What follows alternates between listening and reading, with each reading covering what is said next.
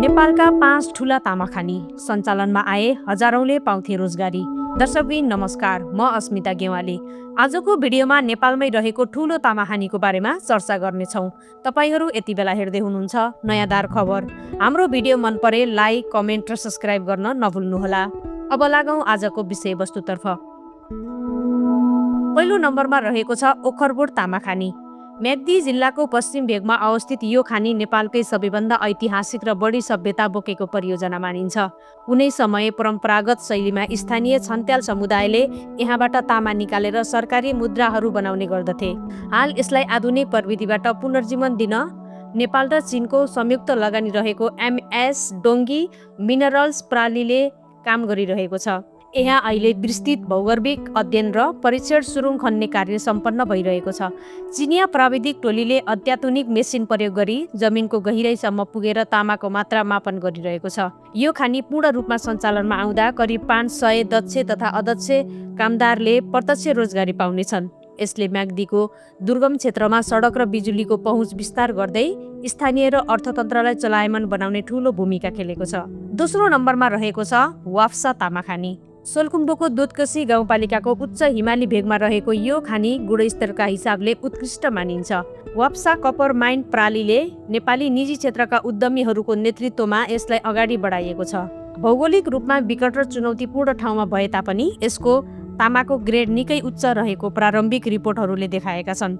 हाल खानी स्थलसम्म पुग्ने पहुँच मार्ग र आधारभूत पूर्वाधार निर्माणको काम भइरहेको छ। यो परियोजनाले करिब 300 स्थानीय तथा प्राविधिकहरूलाई रोजगारी दिने लक्ष्य राखेको छ।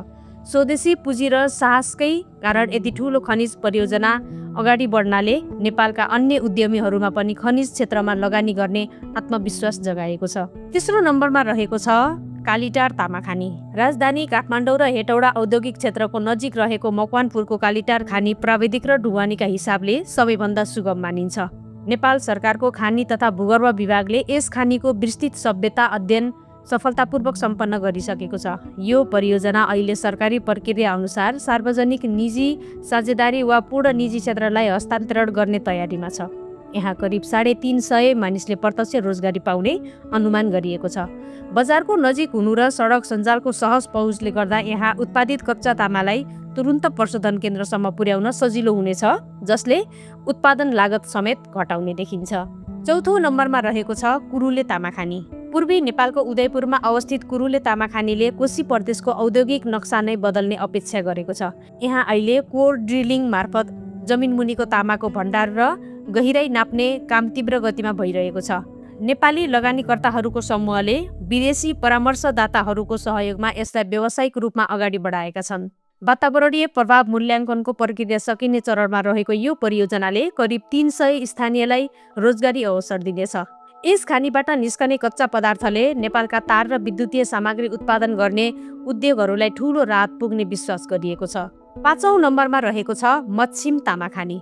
म्याग्दीकै अर्को महत्त्वपूर्ण परियोजनाका रूपमा मच्छिम तामाखानीलाई हेरिएको छ। यो खानी ओखरबोट परियोजनासँगै जोडिएको छ र यसमा पनि एमएस डोङ्गी मिनरल्स प्रणालीले नै लगानी गरिरहेको छ।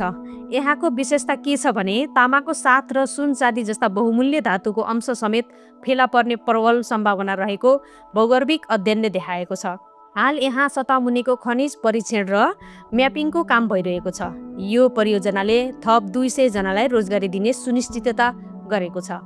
यी 5वटै खानीहरू पूर्ण रूपमा सञ्चालनमा आउनु नेपालको अर्थतन्त्रका लागि गेम चेन्जर साबित हुनेछ।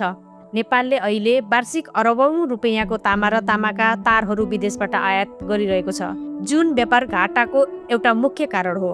स्वदेशी खानीहरू चल्दा यो पैसा विदेश जानबाट जोगिन मात्र होइन, नेपालमै विद्युतीय मोटर र ट्रान्सफर्मर उद्योगहरू फस्टाउनेछन्। सरकारले खानी सम्बन्धी झन्झटिलो प्रशासनिक प्रक्रियालाई सरलीकृत गरिदिएमा नेपाल छिट्टै खनिज र निर्यात गर्ने राष्ट्रको सूचीमा दरिने निश्चित छ।